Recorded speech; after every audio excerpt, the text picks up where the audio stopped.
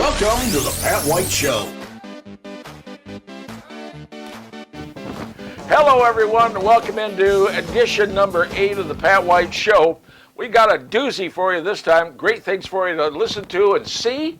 Well, here's what we're starting off with. Walmart is dumping DEI, and a whole lot of other companies are following suit. And how about Alec Baldwin, the actor, saying Americans are stupid because you voted, well, in the wrong way, according to him. Speaking of a good thing to do, how about a tour of the Air Force Museum over at Wright Pat in Dayton? One I strongly I recommend that one totally. And here's another story. Wendy Williams used to be on TV. Well, now she has severe dementia. And I mean really severe. She's got an attorney appointed to run her situation. It ain't good, folks. And then, are politicians crooked? Former President Harry S. Truman. He has his own opinions, and we'll see if you agree or disagree. We have that coming up. And I was a fan of the James Bond books and the movies when I was growing up. And there are 47 Bond girls. I picked out 13 of who I think were the best. I'll tell you who those 13 are in today's episode. Sunny Hostin from The View. Well, she's lying again through her teeth. I don't know why, but she's still doing it. And speaking of women, how about a woman president? Could we have one? Well, Bill Clinton says if we do, it's going to be a conservative. I'll tell you who I think it could be. And then, of course, speaking of politics, how about New York politics? A state senator wants to secede from the United States for the entire state of New York, become part of Canada. Because she's upset because Trump is threatening to withhold funds from sanctuary cities. She said, we'll move to Canada. Really? We shall see. And Reverend Al. Well, Reverend Al apparently was purchased by the Harris campaign for the tune of $1 million, but he didn't bother to tell MSNBC he'd been bought. What are they going to do with that, Reverend Al? Nothing. They can't. They're afraid to. And we have that going on. And here's another gem. Tom Homan.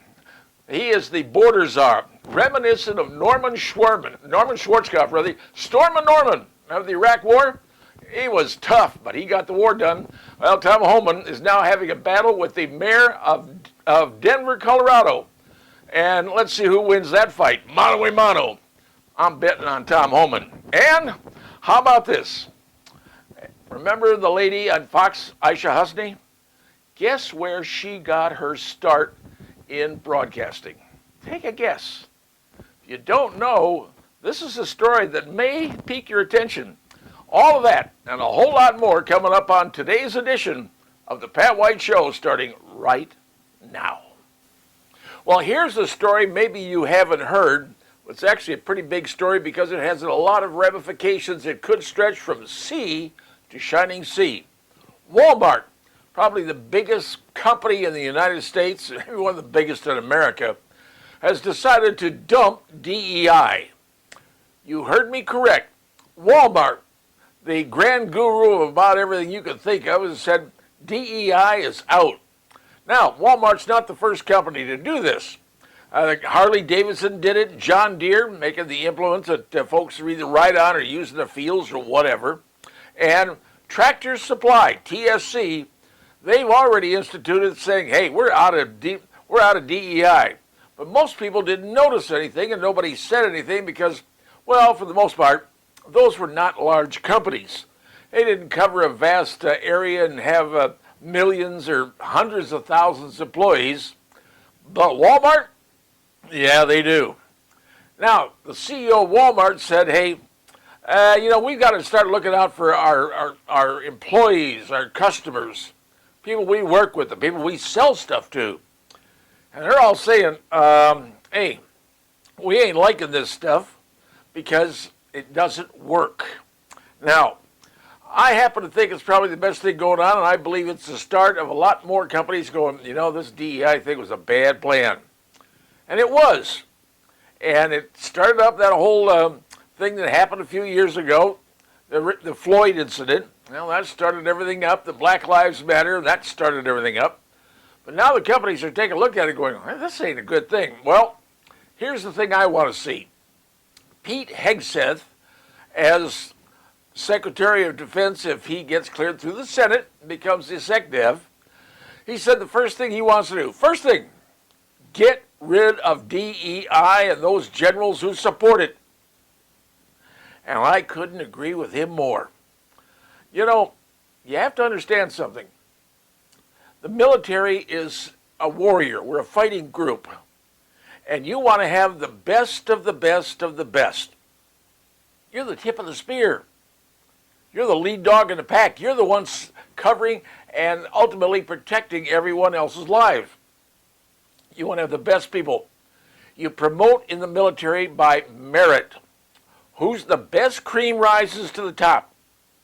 You don't say, well, we're putting you at the top simply because the color of your skin or what you practice, your sexual orientation.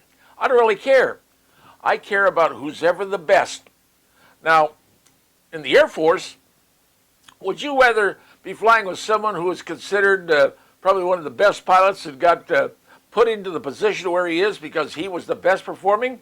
Or would you rather have a pilot who was put there because of the color of his skin or his sexual orientation? Folks, if I'm riding an airplane, I want the best of the best because it's my life I'm putting in someone else's hands. So my feeling is about DEI. I think what the head of Walmart did is perfect. And I hope it tells other companies around the United States, DEI is a bad plan. I don't have any problem with promoting people who are good at what they do. Doesn't matter the color or whatever. I don't care. I just want the best of the best of the best being in front of the company or whatever it is I happen to be working around. So Walmart has said, we're done with DEI. And I hope that opens it up for a whole lot of other companies in the United States to say the same thing, because DEI deserves to DIE. That's my opinion, and I'm sticking to it.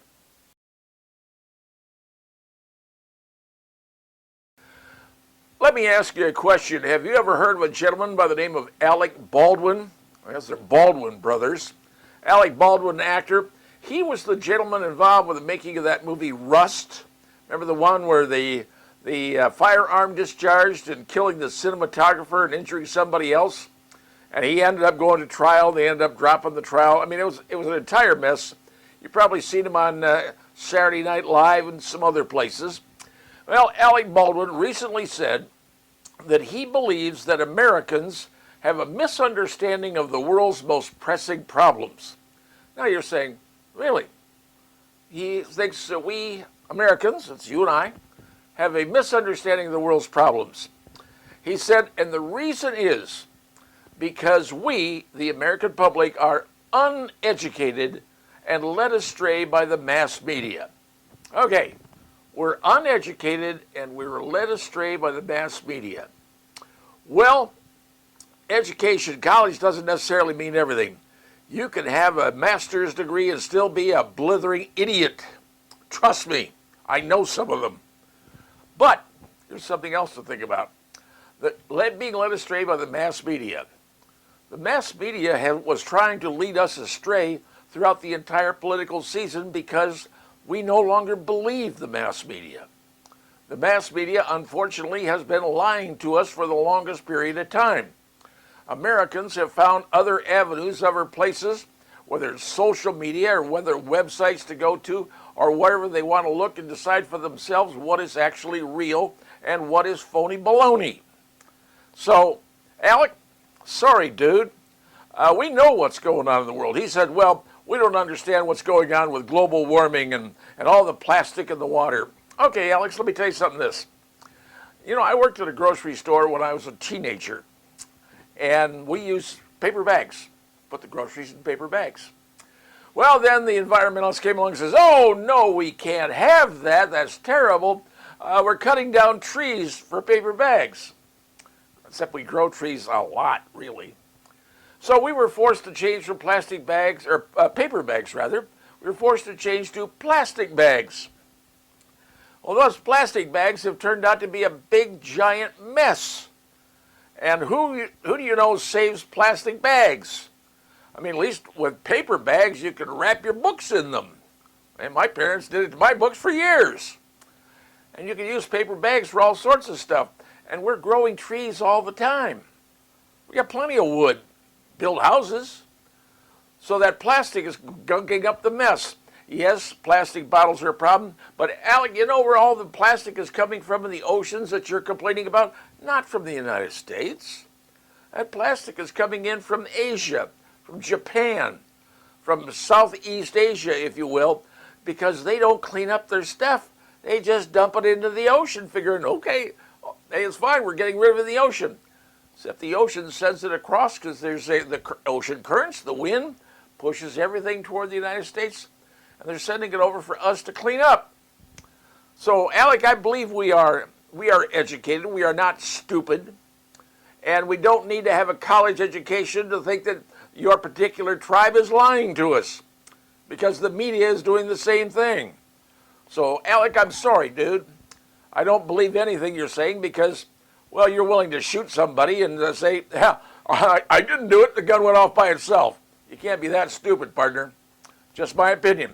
That's all I got to say about that subject. Well, if you allow me a couple of minutes to talk to you about something I'd like to see you all do, if you could, it's visiting a place. And it's a very special place in my heart, simply because, well, there's things in there that prompted me to becoming an Air Force pilot myself. It's the United States Air Force Museum at Wright-Patterson Air Force Base in Dayton, Ohio. This is like no other museum I think you've ever seen. It is gigantic. It has 4 individual buildings, and each one covers a particular era of the United States Air Force. So you're starting out, the Air Force started out in 1947, but you can see every era of the Air Force as it grew up and grew older. And it starts with the planes back in that era, goes up through the Cold War, up to Vietnam, up to the current day. Plus a lot of stuff that we use, ammunition, rockets, things of that ilk, a ton of stuff that you sit there and you look at it and go, wow, that's really cool. Now there's lots of planes on the inside, a whole bunch of airplanes. And there's some cool ones in there to see, especially if you want to see the SR-71 recon plane. Everybody talks about it. It's really pretty cool. But I'm asking you to do something a little bit different if you go there. I want you to go out onto the pad outside of the museum, and there's a bunch of aircraft there. Now, not many people go out there to see those aircraft, but those are pretty cool to me because, well, those are some of the airplanes that I flew during my career in the Air Force.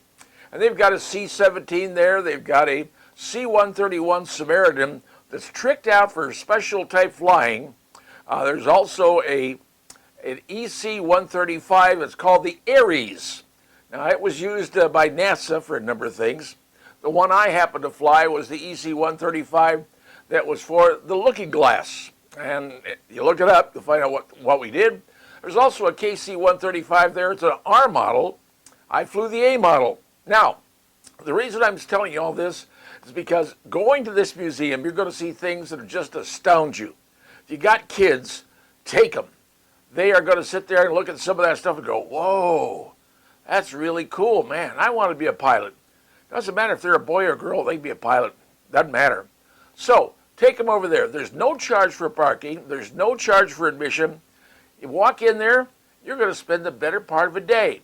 But when you get a chance, go outside to the pad and see the aircraft out there too, because those are very special aircraft, just pretty much too big to put inside the buildings, although those are big buildings. So if you get a chance, go visit the United States Air Force Museum. It's one of a kind. It's special at Wright-Patterson Air Force Base in Dayton, Ohio.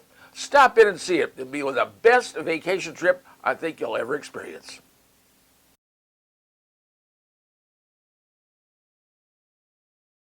You know, the disease of dementia is a pretty bad disease, folks. That's the only thing you can say. It's Alzheimer's. It doesn't matter how you tout it, what you say to it. It's affecting some folks because I know it affected someone in my family. And I understood what it was about and how they turned out and what happened to them. Well, here's a story you probably haven't heard about. A lady by the name of Wendy Williams. Now, she had a talk show on TV, and she was pretty popular. Wendy Williams, like everybody else, has a talk show on TV. Well, she's 60 years old, and her representative, her legal guardian, a lady by the name of Sabrina Morrissey, said, hey, she is no longer capable. Sabrina Morrissey is her attorney, and she went to the courts and said, hey, We need a guardian for this person because she has dementia so bad she can't handle herself. She can't take care of herself. And frankly, she needs help. Here's the deal. There's somebody at 60 years old with full-blown dementia. And she needs to be put, well, in some sort of facility to care for her. Someone's got to care for her because she doesn't know where she is, doesn't know what's going on. Her faculties have, well, gone. It does happen. Now, whether you like it or not, dementia, Alzheimer's, now reaches down not just to folks who are very old. It now reaches down to folks that are who are younger and younger and younger. The reason I tell you that is you need to keep an eye out for someone in your family who may be having a problem and you're ignoring it. You're not seeing it for what it is. Just keep an eye on members of your family, okay? Doesn't mean you need to trample over them and say, oh, you're suffering from dementia. No, that's not the fact. But there are some big signs, some very telltale signs. Read up on those, investigate those, so you know what you're looking for. Wendy Williams, 60 years old, and is completely taken over by dementia. It is now reaching down to younger and younger people every single day. And it's unfortunate. And how this disease started, I don't think we really know. How can we cure it? Well, that part I don't think I know about either. But it is happening. And here at once, well, I would say vibrant, now it's a term I could use. Yeah, Wendy Williams is not perfect. She was never perfect. She was addicted to cocaine for a long time. She tried to get her life back and get herself back into decent shape. But whatever happened, her brain started to deteriorate. And with it, well, her senses and her faculties went with it. So Wendy Williams, age 60, has now been ordered by the courts that she can no longer handle herself because she's got full-blown dementia, Alzheimer's, call it what you will. It happens to folks. Don't let it happen in your family, but it could. Just be prepared. And understand, Mother Nature does some bad stuff. And unfortunately, this is one of those things. Just something to pass along to you.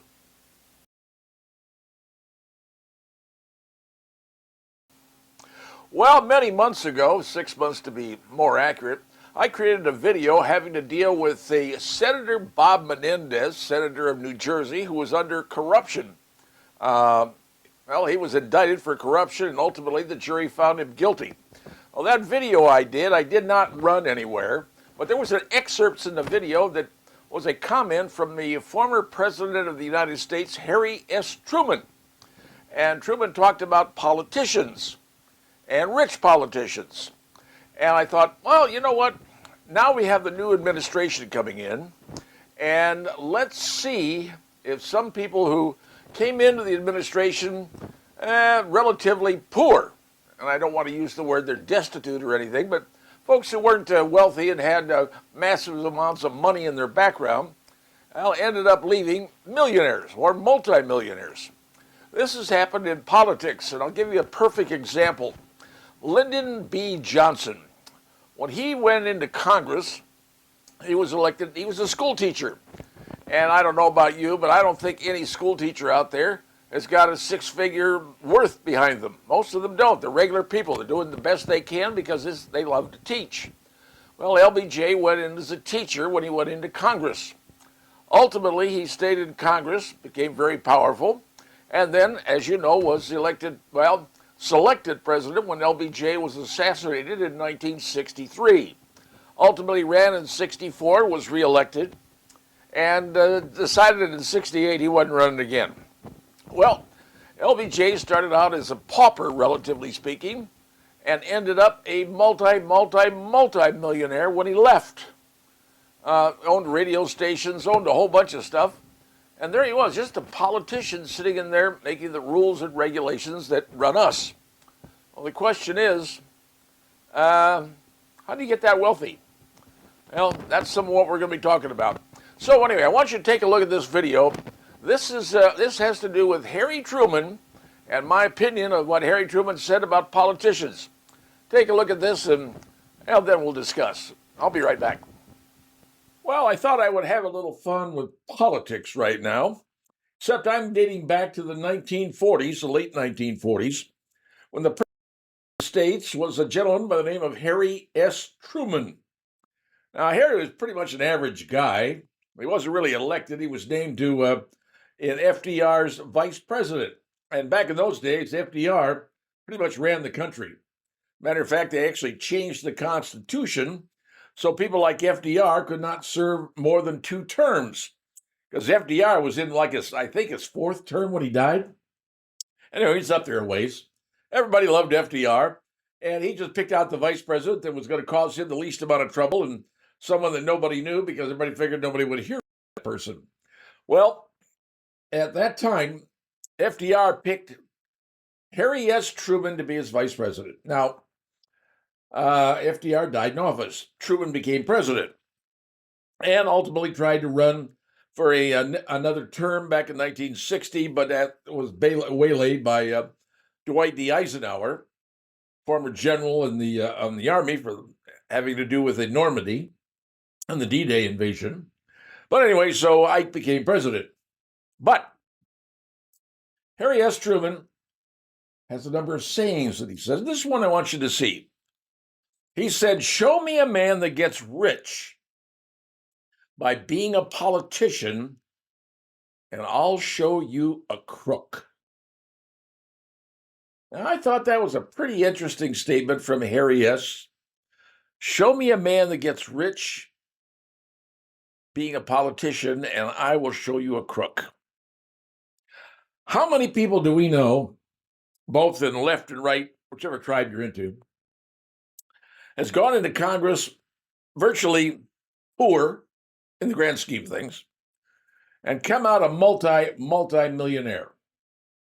I could name plenty of them because congressmen, senators, for whatever reason, somehow become extremely wealthy while they're in Congress. And their ability to pick stocks is beyond anything like anybody has ever noticed or seen. Nancy Pelosi, by the way, was actually the best at that.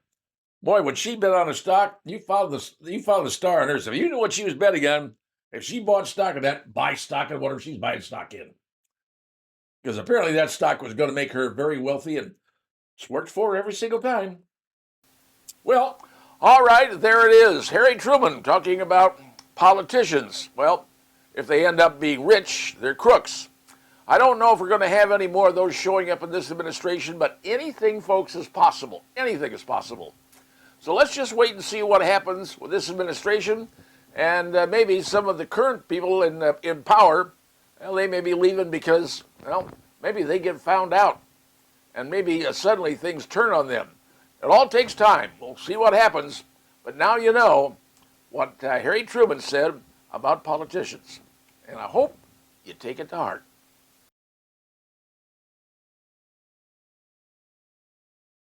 Well, what do you say we get rid of a little bit of politics just for a short time so I can talk to you about the field of entertainment, well, namely Hollywood.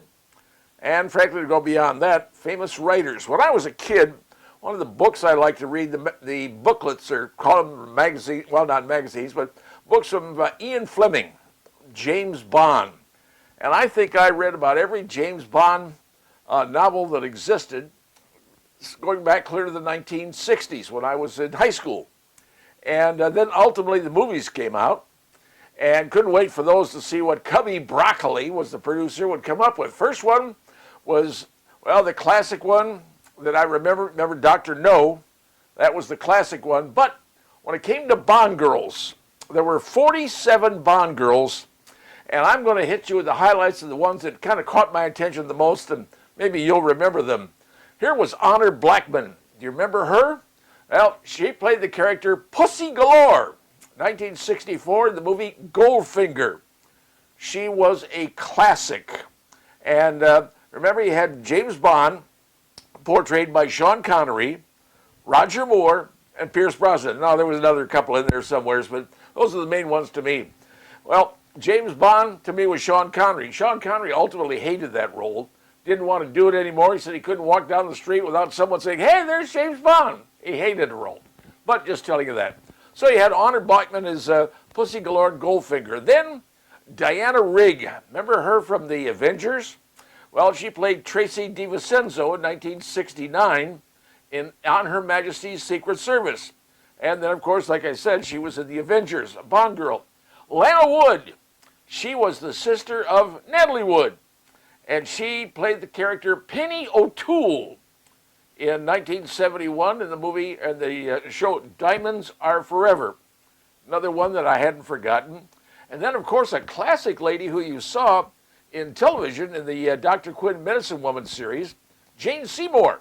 Well, Jane Seymour, 1973, played the character Solitaire. And that was along with Roger Moore. And that movie was called Live and Let Die. Back in that era, that's where it went down to Jamaica, that particular area. And that was that particular movie. Moving on, another character, James Bond girl, was Maud Adams. Now, Maud Adams, Swedish origin. And she played Andrea Anders. That was her character's name. In The Man with the Golden Gun in 1974. And the name Octopussy. And you might remember that in 1983. She was the only character. She played in 2 Bond movies. The reason I bring that up, she's the only one who did play in 2 movies. One, The Man with the Golden Gun in 74, and then in 83, Octopussy, where she played the smuggler. It's the only woman who played in 2 movies. And then moving down to Barbara Bach, Anya Amansour, 1997, I believe it was, and The Spy Who Loved Me. She, Barbara Bach, I think it was 77. I'm stand corrected. 77. She was apparently married or involved with Ringo Starr. Don't know if she still was, but that's something to know. Ringo Starr and Barbara Bach. And then a classic one. Anytime you think of Charlie Sheen, you think of Denise Richards. Well, she was in a Bond girl. She was a Bond girl. She played Dr. Christmas Jones in 1999 in the movie The World Is Not Enough.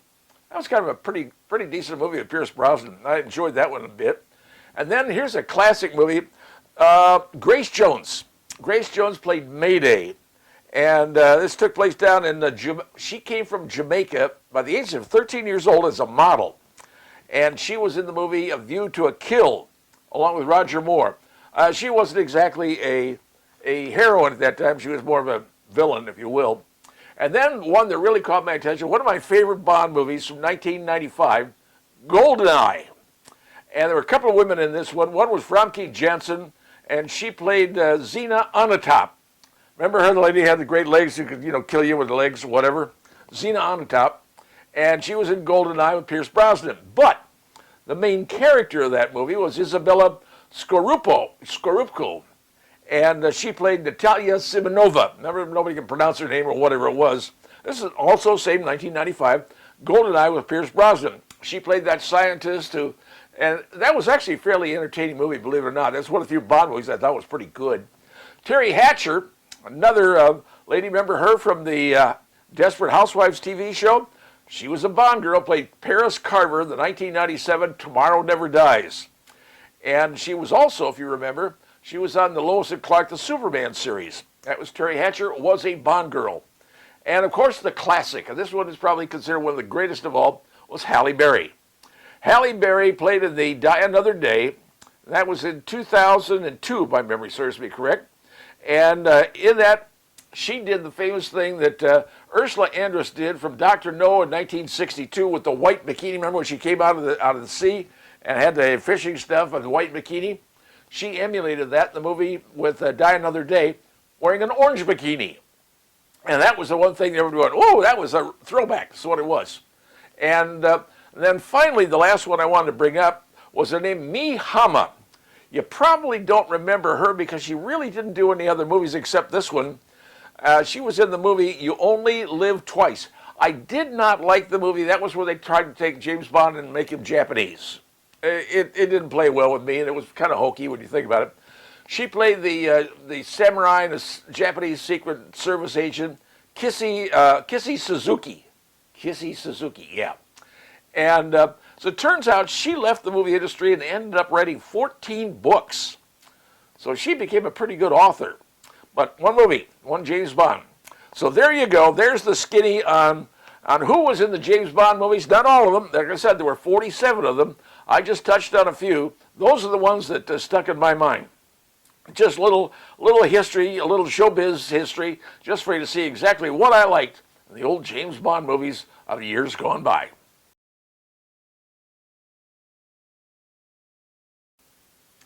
Just so you folks know, I am not a fan of the TV show called The View on ABC. And I don't know who is, but I do know some things about it because it does get reported in the mainstream media. Not that I want to follow that either, but there's other places on social media you can hear about things, and here's one I heard about. There's a lady on The View. Her name is Sunny Hostin, or maybe possibly that. She's a former, supposed to be highly educated, a former prosecutor who says some outrageous things, maybe just because she likes to hear her mouth flap, I don't know. But this, when you're wrong, someone needs to tell you you're wrong. And the latest thing that she said on this TV show, The View, bunch of gum flappers, saying that during the campaign that Donald Trump never talked about the price of eggs. And I'm sitting there going, lady, what campaign were you watching? You know, it's funny. I started doing this podcast around a year ago. And one of the first things I said that the election for 2024 was going to be dependent on four things. One, the cost of food and the concern that people had about it. Two, the cost of fuel and the concern people had about it. Three, the problem with mortgage rates and finding a place to live, whether it's housing or renting or buying or whatever. And fourth was immigration. I said, those are the four things that are going to determine the 2024 election.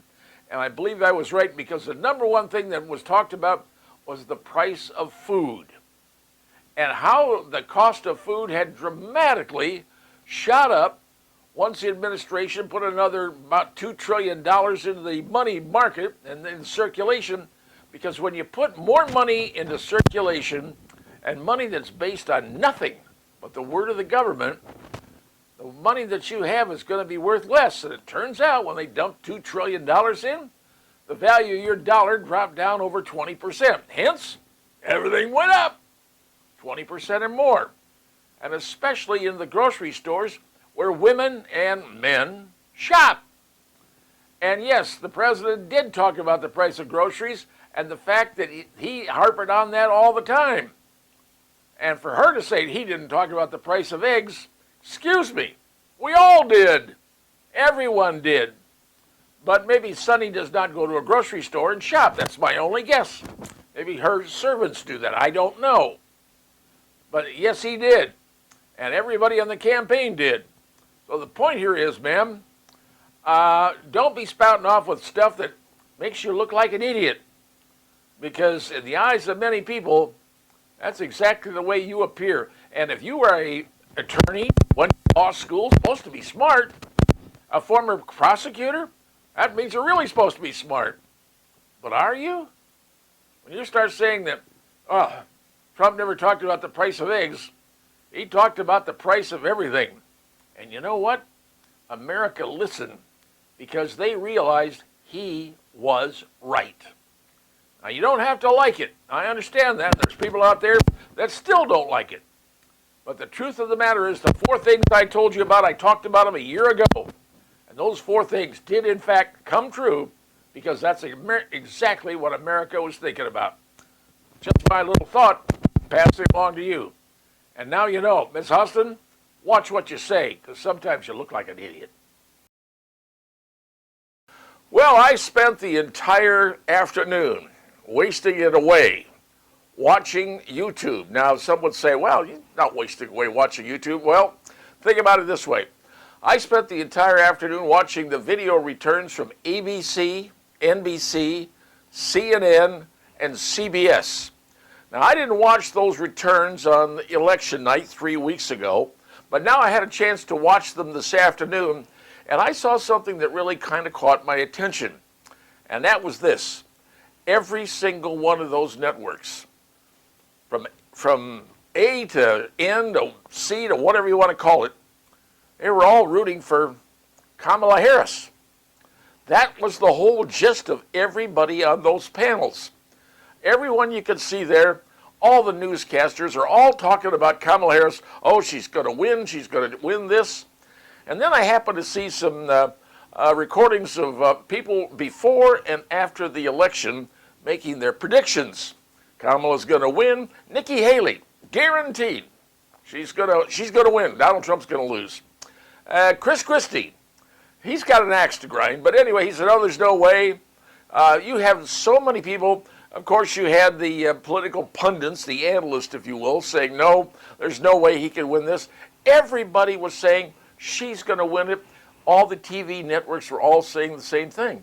They're all saying, she's going to win this in a walk. It's going to be a landslide. One gentleman said she's going to get that she would get 389 electoral votes. These are the predictions people made. I spent the afternoon watching this, and I'm thinking to myself, whoa, how could they be that wrong? And then I realized these were the TV network anchors. These were the main players of the TV. They were all saying, they were all rooting for Kamala Harris. Every station, every network. And they were all wrong. Now, here's the thing. A question was asked of Bill Clinton, and not that I would normally, follow anything that Bill Clinton is involved with, because I think he did some terrible things during his term. But they asked him, they said, can a woman ever be president? And I think that's a very good question. Can a woman ever assume the presidency of the United States? And I've asked a number of people that I'm around. It's not my circle, but people I know, and they said, hey, if there was a woman running, who would you vote for to be a woman president? Interestingly enough, a number of them said Condoleezza Rice. And Bill Clinton said if a woman ever becomes president, in his estimation, that woman would be a conservative female. Now, what conservative females exist out there? Well, as I said, the one individual said Condoleezza Rice, and I agreed with him. But I saw her being interviewed, and she wants nothing to do with the political system. She's happy where she is. And that's her call. She has every right to do that. Nikki Haley, Nikki Haley was pretty vocal about what she's had to say, and I'm not sure that she would fall in. She's got the moxie. She certainly does, but would she be the right one? Nope. Here's the one I was thinking about, and I'm throwing it out there. Tulsi Gabbard, conservative woman. Would that be a possibility of the first woman president? Conservative, that's what Bill Clinton said, not me. So I'm just bringing it up for you guys to throw around a little bit. Who would you think could be the first woman president? According to Bill Clinton, it would be a conservative. I'm just throwing it out there. Whatever you think is whatever you think. Talk among yourselves, and let's see exactly what happens.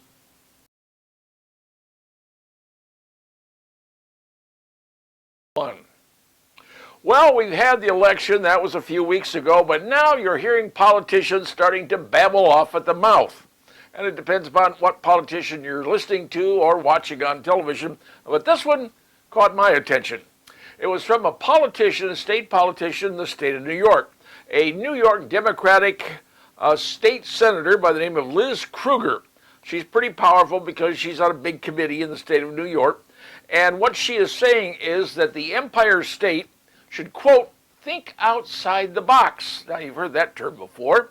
She said it's sort of like President Trump is doing with his mass deportation plan, she says. And potentially, here's what she wants to do. She wants the state of New York to secede to Canada. Yeah, you heard me right. She wants the state of New York to leave the United States and join Canada, or at least, she says, battle with the feds as they try to strip New York's funding. All right, fine, understand that.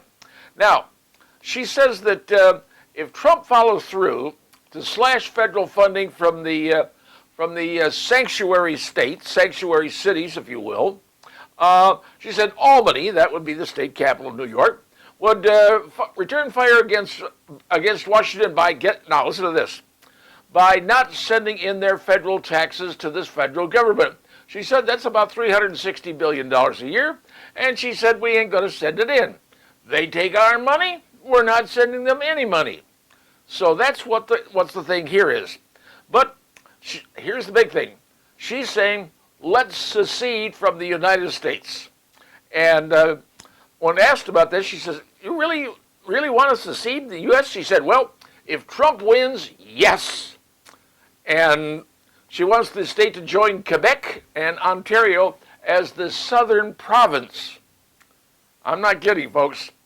She wants the state of New York, and not just the state of New York, she wants a few other states to join her in seceding from the United States and joining Canada. Didn't we try this back in 1860? It wasn't with the northeastern states, it was with the southern states, but didn't that result in, civil war? Not that this would happen again, I'm not saying it would, but this is a state senator who, obviously doesn't have any power per se, but she's saying, hey, you don't give us, you try to take money away from the cities that are sanctuary cities, and to my knowledge, the only one in the state of New York is New York City, but there may be others, I could be wrong. She says, Albany is going to withhold the money we send to federal taxes. Well, I don't know if if Albany collects federal taxes. I know when I was in business, I sent my taxes directly to the federal government, payroll taxes. So, not really sure what she's talking about, but ultimately she said,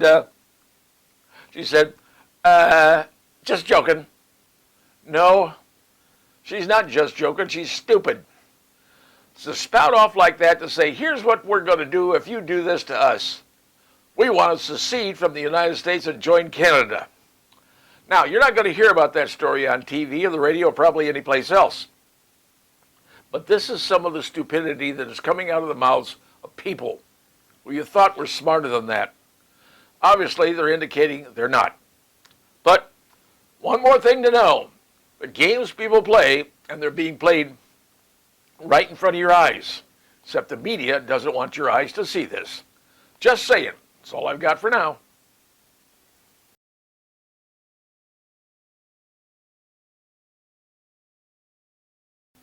Well, here's another little factoid that came out of the 2024 political campaign maybe you didn't know about. Well, remember the Reverend Al Sharpton? Remember him? Well, he's got a TV show on MSNBC. Now, that's the liberal left-wing television channel, I guess you want to call it, streaming channel if you want. Well, it turns out he had Kamala Harris on for an interview around her birthday. Previously, prior to having that interview, Kamala's campaign gave Reverend Al two $250,000 contributions. Now, you add $250,000 times two, and that's $500,000.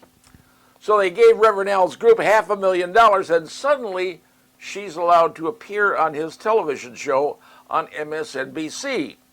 Well, that's all well and good, you say.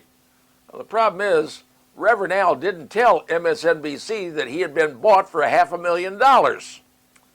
So you have to report those things. And he didn't report it to the bosses at MSNBC because they might have said, hey, we got a problem here, Al. Well, the trouble is, now it's been done, and what can MSNBC do to Al Sharpton? You want to know what they can do? Nothing. Because if they do something to Reverend Al, it's going to make things even worse for the MSNBC network. Here's something you don't know. The daytime viewership of MSNBC since the election has dropped off 42%. And in their nighttime, prime time, the viewership has dropped off a whopping 50%. Since the election, their audience at prime time has dropped in half.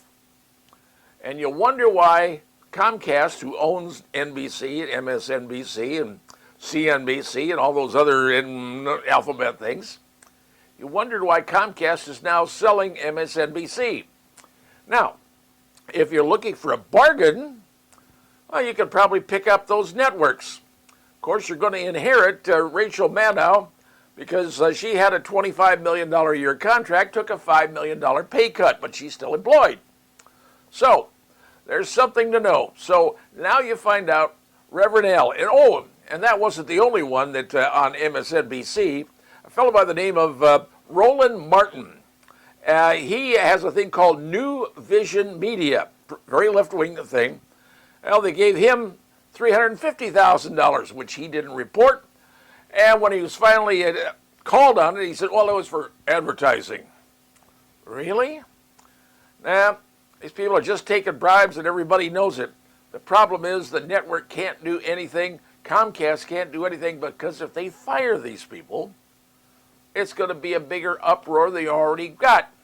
So let's see, you lose 42% of your daytime audience, you lose 50% of your nighttime audience, and now you want to sell the entire kit and caboodle to some other rube who's going to come in and buy it.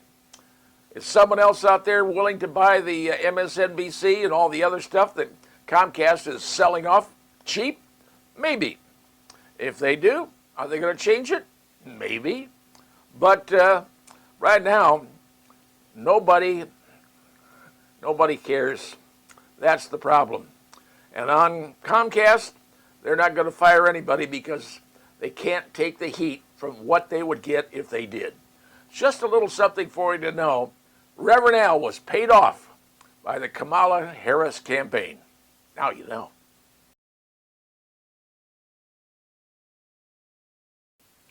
Well, here's the latest hubbub that has broken out on the CNN News Channel when the anchor, her name is Cassie Hunt. She did a story that involved border czar Tom Homan and his threat to arrest the mayor of Denver. And she goes, woof, when she heard the story. Talk about a stupid move to do for an anchor. You're not an anchor at that point. You're an opinionist because you're showing your opinion when you're supposed to be straight-laced, read the story, do the story, and don't get yourself involved. And that's exactly what she did. So anyway, here's the deal. She was talking about Tom Homan, who is the border czar. And he's been in law enforcement for over 30 years. He is one tough cookie. I don't care who you are. And he's been appointed the border czar by Donald Trump. And he said, Trump says, go in there, kick butt, take names, and pass out receipts. Tom Homan reminds me of another fellow, a general in the military, Norman Schwarzkopf. Some of you may remember who he is from the Iraq-Kuwait War, and he ran that entire war. And when he jumped, and he said jumped, and everybody did jump, he got the war done because he was going to fight it his way. And he certainly fought it his way, and he won that war. Well, anyway, Tom Homan reminds me of General Schwarzkopf. I had to study him in Command and Staff College. Well, anyway, so he goes out and he says, okay, the mayor of Denver, Colorado, who is Mike Johnson, said, hey, you try to take the illegal immigrants, the people in our city, which is a sanctuary city, he said, you're going to have to arrest me. To which Tom Homan says, hey, we got something in common. Guess what? He wants to be arrested, and I'm going to arrest him. And he says the reason is there's statutes on the books. There's a Supreme Court law, U.S. versus Arizona, and there's additional statutes on there that says we can arrest criminals, we can deport people. The law exists on the books, folks. So the mayor of Denver is just making up a little show. And he says, well, you're going to have to come through me. It's going to be a Tiananmen moment. Yeah, really? You think the state police in Colorado are going to stand there with the federal agents and get into a cha-cha? I don't think so. Doubt it, because the law, and they know it, the law is on the side of Mr. Homan and the U.S. government and the laws that have been put in place by and cleared by the U.S. Supreme Court. So what's going to happen? Well, my guess is that that Tom Homan is going to go in there and say, okay, you want to get arrested, I'll do it, but let's see if Mike Johnson, the mayor of Denver, is willing to stay true to his beliefs. Because if he wants to get arrested, that can happen. And then if he wants to take it all the way to the United States Supreme Court to find out if the laws on the books and the Supreme Court rulings are still in effect, well, that's his charge. That's what he wants to do. He's going to see it happen.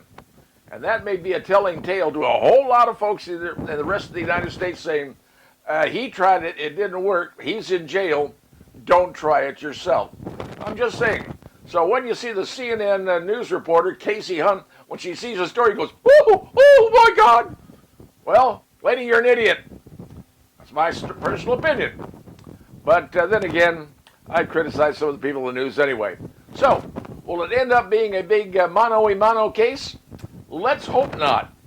But if the mayor of Denver decides he wants to dance with Tom Homan, start playing the music and let the dance begin, because this is going to be historic.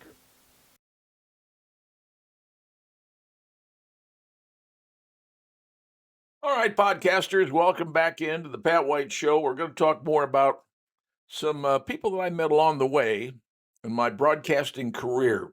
One in particular stands out because that person is a star even today. And let me take you back into the years when I was on the radio. And this was somewhere around 2005, 2006, somewhere in that particular time zone.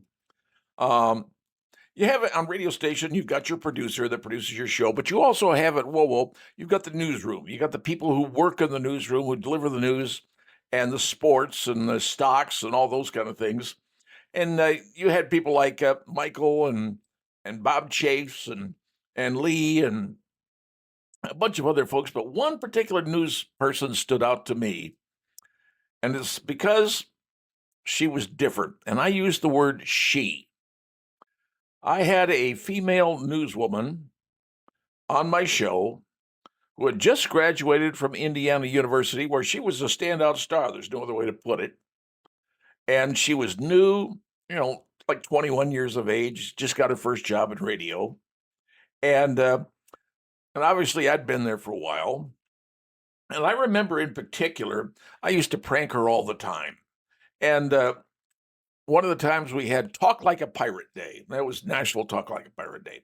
And so I was doing pirate imitations, talking like a pirate to her because I would converse back and forth with the folks in the newsroom.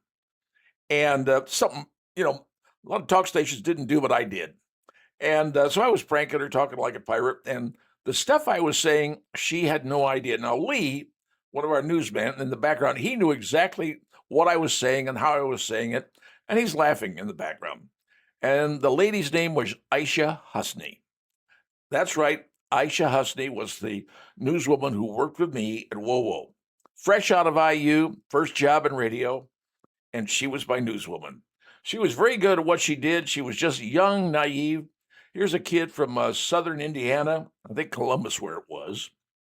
And her parents had fled Pakistan. She was born in Pakistan. She spoke a number of different languages. She was very sharp, a very attractive young lady, but very, very naive. But she was a sweetheart. Well, I remember one day I was sitting in the studio and she walks in the studio and I'm sitting there and she goes, "Hey, can I talk to you?" And I said, "Yeah, sure." She said, "I have been given an offer. I'm being recruited by WANE TV, Wayne TV in Fort Wayne, which is a Fort Wayne CBS affiliate." And she said, "They want me to come to work for them. Do you think I should go into television?" Now, you have to understand, Aishah had been in broadcasting at IU, done quite well, and she was great on the radio. She had a great voice, great delivery, and she was cute as a button. And asking me if she should go into television, and I said, "Aishah, are you kidding me? You're going to be a star. Take the job." Well, shortly thereafter, she did in fact resign and join the staff of Channel 15. She worked for them for a while and ultimately was recruited by the Fox station out of Indianapolis. She was down there, and people in the Indianapolis area know exactly who Aishah was because she became a star down there. We chatted a few times on the phone, and she said that she'd gotten an agent and she was looking to possibly move up. And sure enough, not too much time later, she joined Fox News National in New York. Now, she started off the bottom working overnight shift, kind of the lousy hours, but she gradually worked her way up. Pretty soon, there she is, the main correspondent in Washington, D.C. She's doing weekend anchor. She is a star. She and I still communicate on occasion, And maybe someday I'll get her set up. We can interview her on this particular project here. But Aishah Hasnie was my newswoman at WOWO. And she was the one who came into the studio and asked me, should I go into TV? And I was the one that told her, not only yes, but heck yeah. She did. The proof is in the pudding. And now you know the story of where Aishah Hasnie came from on my show. That's my story, and I'm sticking to it. Hope you enjoyed it. We'll talk again soon. Happy